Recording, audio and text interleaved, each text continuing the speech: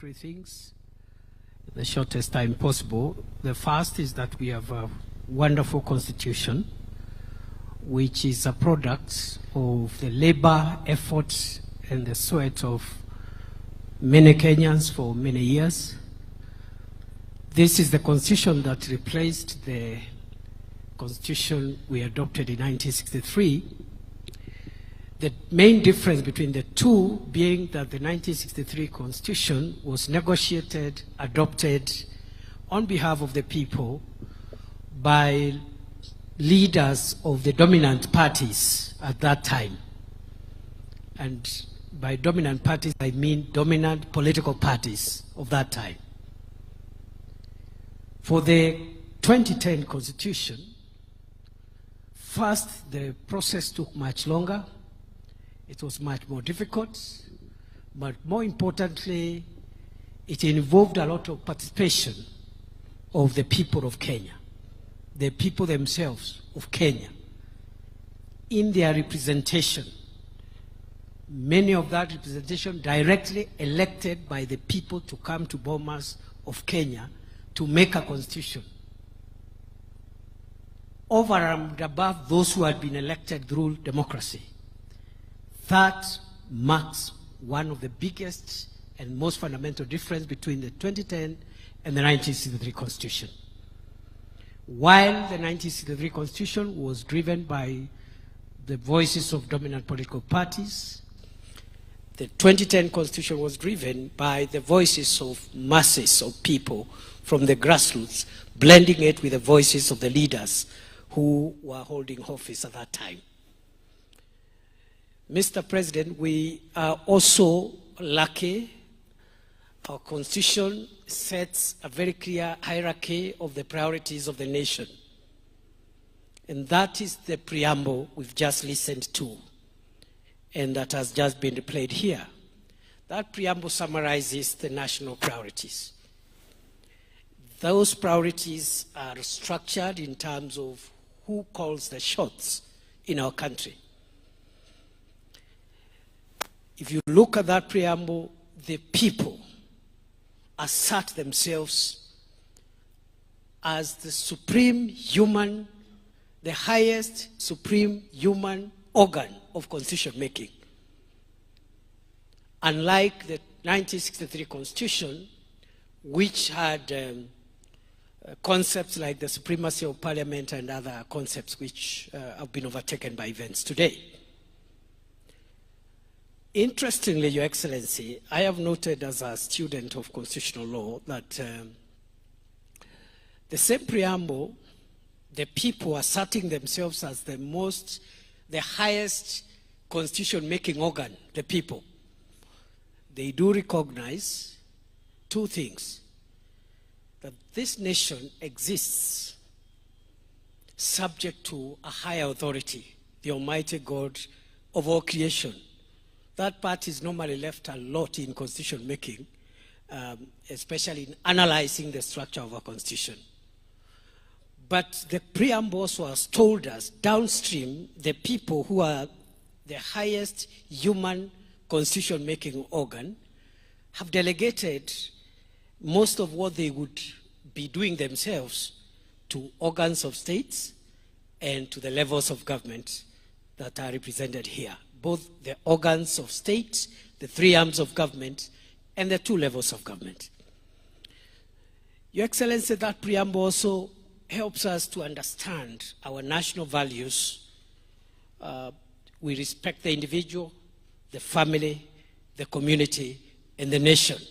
That hierarchy, again, of the units that constitute our nation are spelled out there. The other feature, Your Excellency, again summarized in the preamble and elaborated in the many chapters, the 18 chapters that follow, is the feature that talks about intergenerational responsibilities and equity between generations. And the Constitution asserts that no generation is superior than the other. There are obligations of the present generation to future generations in perpetuity. Another distinguishing factor or ingredient of that constitution is the national values, the rule of law, democracy, social justice, and even environmental justice. Again, it is spelled out in the preamble. The other feature is the checks and balances system. If you look at the chapters on the three arms of government, the legislature, the executive, and the judiciary, and how they relate with each other, the national government and the county governments, the independent commissions and offices, again, that relationship has been defined there. Two other distinguishing characteristics before I end my remarks, Your Excellency. And the one is that the Constitution creates a very, very paradigmatic shift on the rights and freedoms of the individual in a very dramatic way. And even as we pause to look at the challenges we are facing as a country today to implement this wonderful constitution, one of the areas that has brought a lot of heavy lifting as a nation is that issue around the freedoms of the individual and how individual citizens relate with one another. Finally, Your Excellency, this constitution, again in the preamble, summarizes our sovereignty as a nation in two aspects. One is it has said that we must protect the nation and its people so that we can be free from fear and free from want. Those are two important aspects of this constitution. The freedom from fear is what protects individuals and citizens so that they are not harmed by one another, they are not harmed by organs of state, they don't harm each other. And then you have the military for the defense and also the institutions of internal security for the internal moderation of law and order to prevent us from hurting each other so that we can be free from fear. But finally, this constitution is also about our sovereignty so that we can be a country free from want. Again, this is a very, very drastic introduction, not only for Kenya's constitutional framework, but for a country free from want. Again, this is a very, very drastic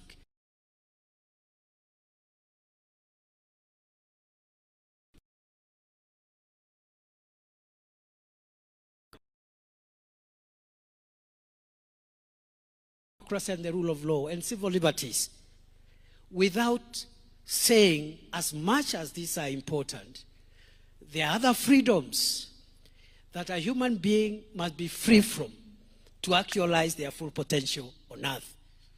They must be free from hunger. They must be free from sickness. They must live in dignity.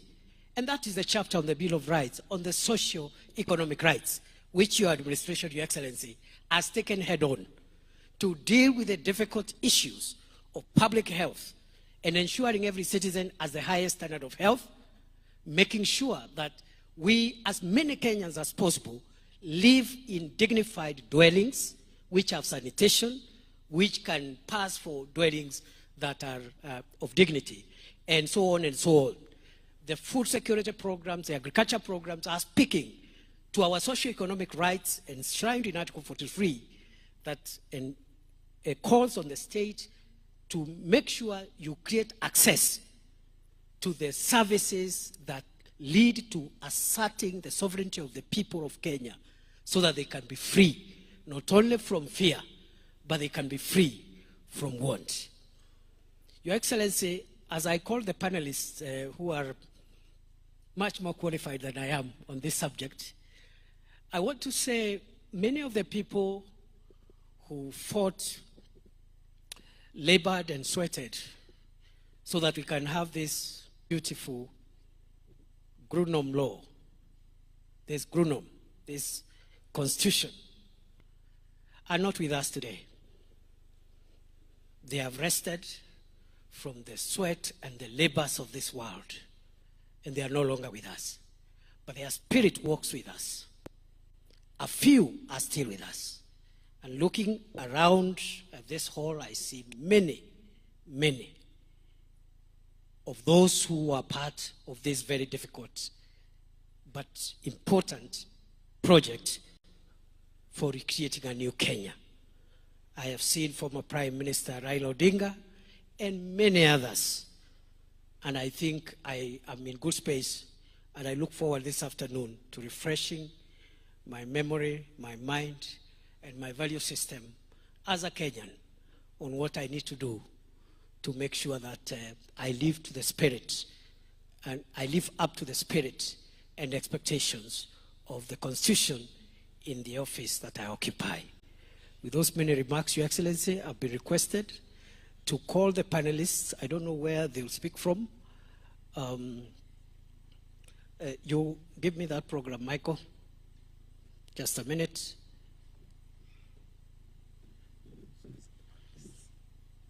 Where will they sit? They will come here. So, Your Excellency, sorry if I've spoken for long. You know, in your presence, my speech should be short. But I speak for long when I'm doing my own events. I'm sorry about that. I will call the following panelists who represent various shades of representation. The first one is our sister, my colleague in the profession, the Honorable Lady Justice Njoki Ndung'u, Judge of the Supreme Court, to represent the judiciary. Welcome, Justice Njoki, a very, very prominent player in the process, the 20 years of the constitution-making process. Welcome, Judge. I'll also call another colleague of mine and my senior in the profession and also in the academy, Professor Makau Mutua, Senior Presidential Advisor on Constitutional Affairs and Human Rights. Again, he needs no introduction. I will also call my brother again and my colleague, the Honorable Dr. Otiende Amolo, Senior Counsel, Member of Parliament for Rarieda, representing Parliament. I will also call FCPA Nancy Gadungu, Auditor General, who will represent constitutional commissions and independent offices. I will call to the dais Governor Fatuma Achani, Governor of Kwale County, representing the Council of Governors. And the discussant is going to be again my colleague and my brother, the Honorable Abdikadir Mohammed, Senior Counsel. Please make your way to the stage. Asanteni sana.